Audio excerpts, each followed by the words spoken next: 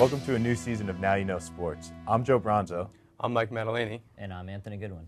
And today we're going to discuss our predictions for the NFL season coming up and hopefully touch upon some possible championship repeats. Anyway, so Mike, who do you believe will win the AFC title? Well, after watching Week 1, I saw a lot of breakout teams. I saw a lot of teams that might not be as good as people think. But, you know, being a hometown guy, I've got to go Pats to win the AFC. Everyone talks about their offense. They have a great offense, good passing game, bunch of running backs, so they'll be all right in that aspect. Everyone talks about their defense being awful. When they showed up in Week 1, 24-0 in the first half, they absolutely dominated the Bengals. They showed they can play the defense. Their special teams showed up with a return pick for a touchdown and a return for a touchdown. I'm thinking that the Pats are going to be able to have the all-around team this year. They got one of the best coaches in football. I'm looking for them to win the AFC. Well, I'm a big Wes Welker fan, so hopefully you're right. What do you think, Anthony?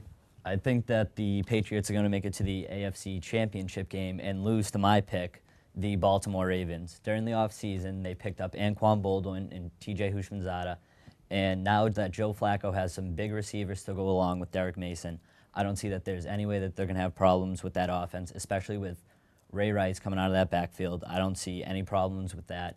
And their defense is what they've always been known for. Even though that they're getting older in defense, last year they were still third in points per game given up.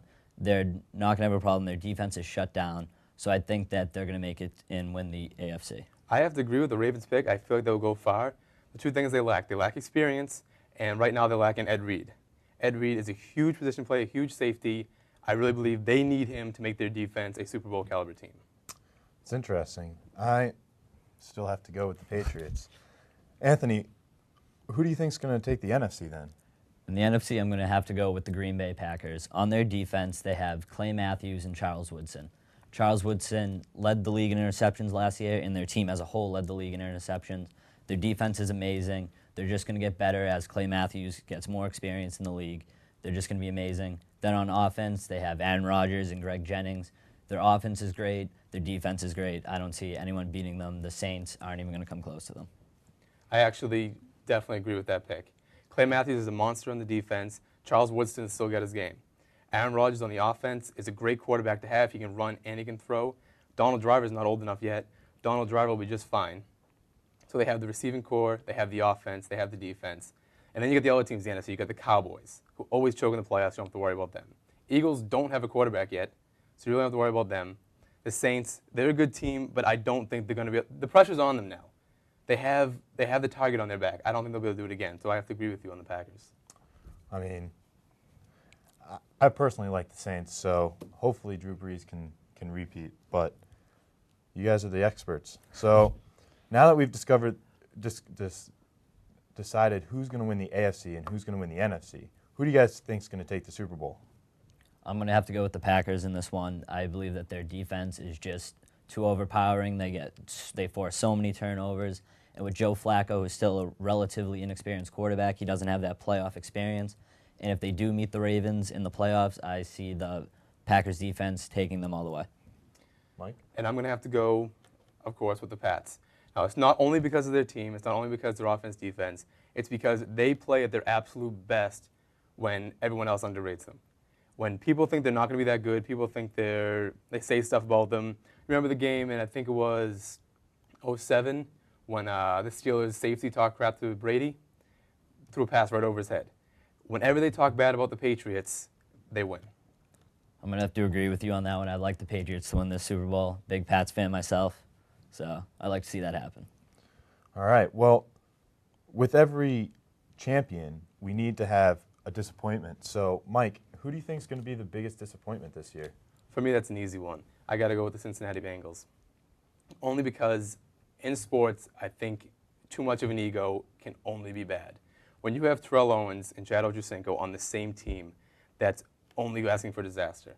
I don't think Carson Palmer has ever come back from his injury. I don't think he'll ever be the quarterback he was. I don't think Owens and Ochocinco will be able to mesh together whatsoever. Their defense is all right, nothing spectacular. I think Benson is also an overrated running back. I don't see much from the Bengals at all this year, even though some people, Owens and Ochocinco included, think they're going to the Super Bowl. I don't see it at all. Well, I think that Week 1 controversy with Owens and Ochocinco both going into the locker room before the last play of the half, is going to cause some controversy throughout the year and maybe break the team apart. What do you think, Anthony? I think that the Bengals are going to be a huge disappointment. Like Mike said, I don't see them doing much. I don't even think that they're going to make the playoffs.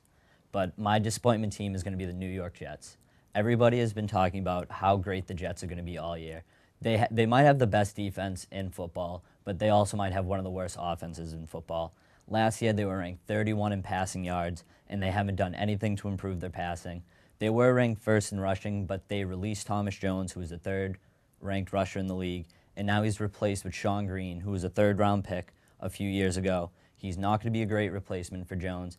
They really don't have much on offense. Their defense is going to be shut down, but defense does not put points on the board, and they're not going to be able to score any points against an elite-level team. You know, I'm going to have to agree with you on the Jets. I think keeping up with the ego thing, Darrelle Revis' holdout was, I think, a joke. He needed to come back. He needed to play with the defense. And I think he's ultimately going to hurt their defense, hurt their overall team. Well, I want to end on a high note when we're talking about the NFL. So who do you guys have as a breakout player? For my breakout player, I'm going to go with David Harris. Most people, when they hear the name David Harris, don't even know who that is.